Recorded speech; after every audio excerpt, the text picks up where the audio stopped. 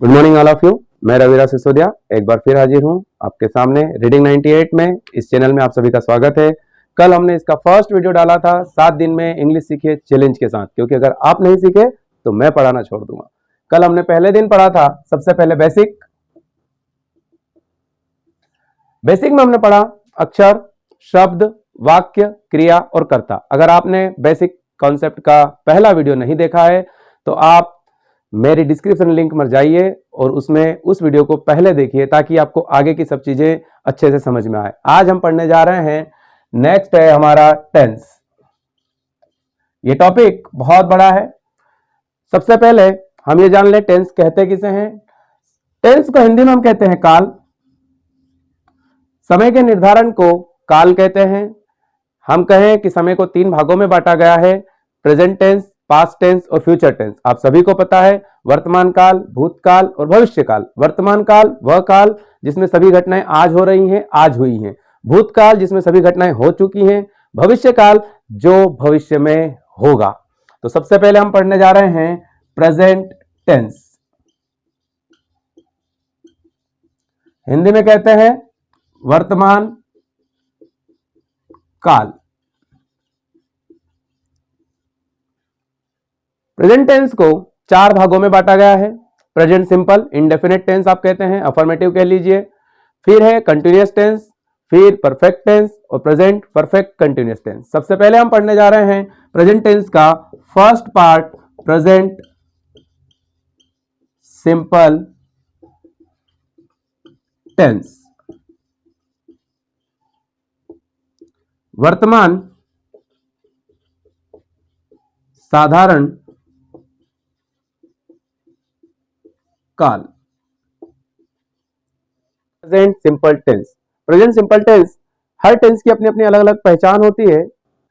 Present simple tense की पहचान है कि हिंदी के जिन वाक्यों के अंत में ता, ती, ते के बाद हे, हूं, हो आता है वह वाक्य प्रेजेंट सिंपल टेंस का कहलाता है। जैसे राम स्कूल जाता है। तो यहां आप देखेंगे कि यह जो नियम है कि हिंदी के जिन वाक्यों के अंत में, यह वाक्य है के अंत में, यह अंत है, ता, ती, ते के बाद हे, हूं, हो आता है वह वाक्य प्रेजेंट सिंपल टेंस का कहलाता है। इंग्लिश की पहचान, इंग्लिश की पहचान होती है उसकी सहायक क्रिया से। हर टेंस की अपनी अलग अलग सहायक क्रियाएं होती है। सहायक क्रिया का उपयोग कर्ता के अनुसार, सब्जेक्ट के अकॉर्डिंग किया जाता है।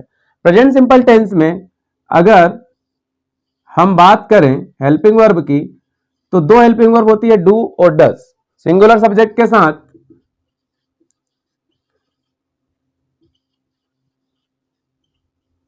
डज लगता है और प्लूरल सब्जेक्ट के साथ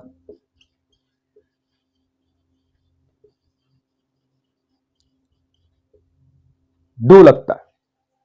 अब हम बढ़ेंगे इसके आगे की सबसे इंपॉर्टेंट चीज जो हर कॉम्पिटिटिव एग्जाम में पूछी जाती है। So please don't skip the video. Present simple tense में एस, ईएस और आईईएस ये 3 बेसिक चीजें हैं जो आपको पता होना चाहिए। ये क्या है हम इन्हें समझते हैं। प्रेजेंट सिंपल टेंस में जब वाक्य पॉजिटिव होता है और सब्जेक्ट सिंगुलर होता है, सिंगुलर होता है मतलब ही, सी, इट, नेम होता है, तब हम वर्ब में, वर्ब हिंदी के जिन वाक्यों के अंत में ना आता है, उठना, बैठना, खाना, पीना, वो जो आपकी वर्ब है उसमें या तो एस जुड़ेगा या ईएस जुड़ेगा या आईईएस जुड़ेगा, हमेशा जुड़ेगा। कब जुड़ेगा? प्रेजेंट सिंपल टेंस में जुड़ेगा जब वाक्य पॉजिटिव होगा और सब्जेक्ट सिंगुलर होगा, तब वर्ब में एस, ईएस या आईईएस इन तीनों में से कोई एक चीज जुड़ेगी। तो सबसे पहले हम समझते हैं ईएस कब जुड़ेगा। जब वर्ब का आखिरी अक्षर double S, S H, C H, X और ओ, ये 5 लेटर आप याद रखिएगा, double S H, C H, X और ओ हो, तो हम वर्ब में ई एस जोड़ देते हैं। जैसे डबल एस पास, हमारी एक वर्ब है पास, उत्तीर्ण होना, तो पासेस वाश, एस एच के लिए आखिरी में देखिए एस एच आया, वाश क्या हो जाएगा, वासेस। इसी प्रकार वॉच, वॉचेस, फिक्स, फिक्सेस, गो, गोस, ये सब क्यों हो रहा है, क्योंकि वाक्य प्रेजेंट सिंपल टेंस का है, पॉजिटिव सेंटेंस है और सब्जेक्ट सिंगुलर है। जब ये तीनों कंडीशन लागू होगी तभी S E S I S verb में जुड़ेगा, अन्यथा नहीं जुड़ेगा। ओके, आगे हम बढ़ते हैं। आई ई एस कब जुड़ता है? वर्ब में आई ई एस जोड़ने का नियम क्या नियम है? वर्ब का आखिरी अक्षर, वर्ब का आखिरी अक्षर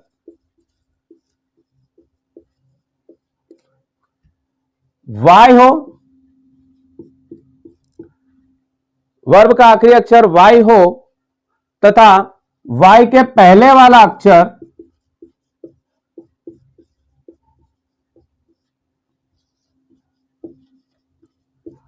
व्यंजन हो, यानी कि कंसोनेंट, तो हम y को हटा देते हैं और आई ई एस जोड़ देते हैं। वर्ब में आई ई एस जोड़ने का नियम क्या नियम है? पूरा नियम, वर्ब में आई ई एस जोड़ने का नियम क्या नियम है? वर्ब का आखिरी अक्षर वाई हो, वाई के पहले वाला अक्षर व्यंजन यानी कि कंसोनेंट हो, तब हम वाई को हटा देते हैं और आई ई एस जोड़ देते हैं। फॉर एग्जाम्पल हमने लिखा ट्राई, ड्राई, फ्राई, इन तीनों में हम देखेंगे आखिरी अक्षर वाई है, वाई के पहले वाला अक्षर कंसोनेंट है, मतलब ए ई आई ओ यू हमारे क्या होते हैं? वोवेल, वोवेल नहीं होना चाहिए, तो हम क्या करेंगे? वाई को हटा देंगे और आई ई एस जोड़ देंगे।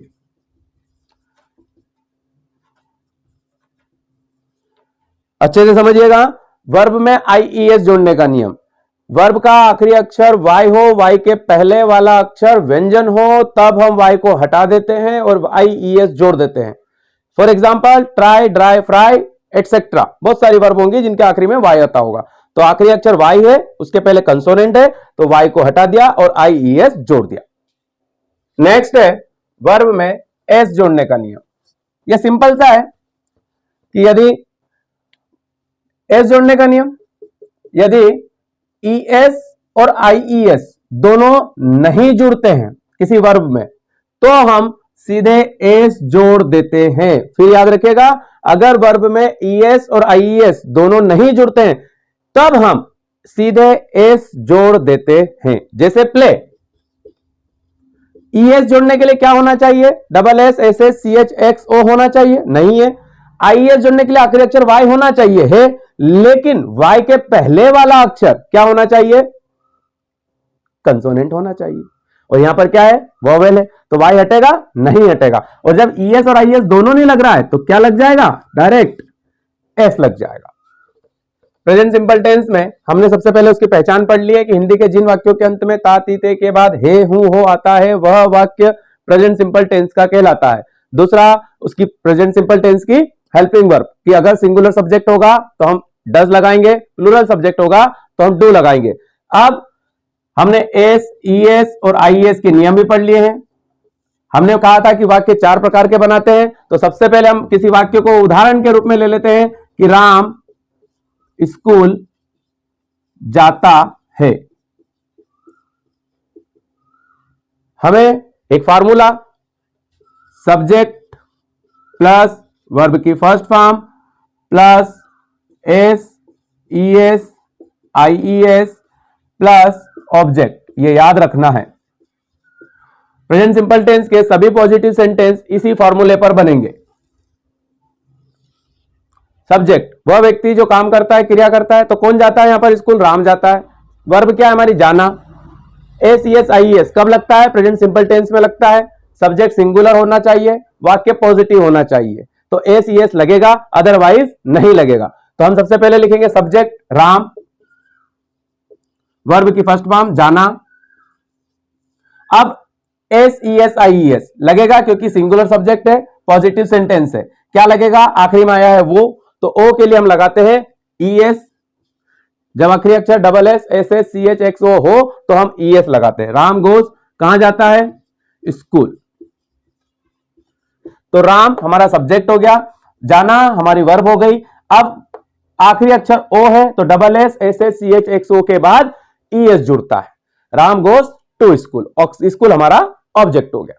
ठीक है, एक और सेंटेंस लेते हैं, हम फिल्म देखते हैं। इसी पैटर्न से चलेंगे। सब्जेक्ट कौन है? कौन देख रहा है फिल्म? हम, तो हमको क्या बोलेंगे? वी। वर्ब की फर्स्ट फॉर्म, वर्ब क्या है हमारी? देखना। देखने के लिए, अब फिल्म देखने के लिए, कार्टून देखने के लिए हम एक वर्ब यूज करते हैं watch. SESIS present simple tense में लगता है, बिल्कुल लगता है। पॉजिटिव सेंटेंस में लगता है, ये पॉजिटिव सेंटेंस ही है, हम फिल्म देखते हैं, हाँ वाली बात है। लेकिन तीसरी चीज की सब्जेक्ट क्या है? यहां पर प्लूरल है, हम, और होना क्या चाहिए? सिंगुलर। तो हम क्या लगाएंगे? SESIS लगाएंगे। यहां लगेगा क्या? नहीं लगेगा। क्या बचा? फिल्म। फिल्म को फिल्म कहें, मूवी कहें, एक ही बात। We watch movie. ऐसा नहीं होगा कि वी वॉचेस मूवी, कि डबल SSCHXO हो तो हम ES लगा देंगे। इसके साथ एक चीज ध्यान रखना है कि सब्जेक्ट सिंगुलर होना चाहिए। आज के लिए इतना ही, फिर मिलते हैं नेक्स्ट वीडियो में।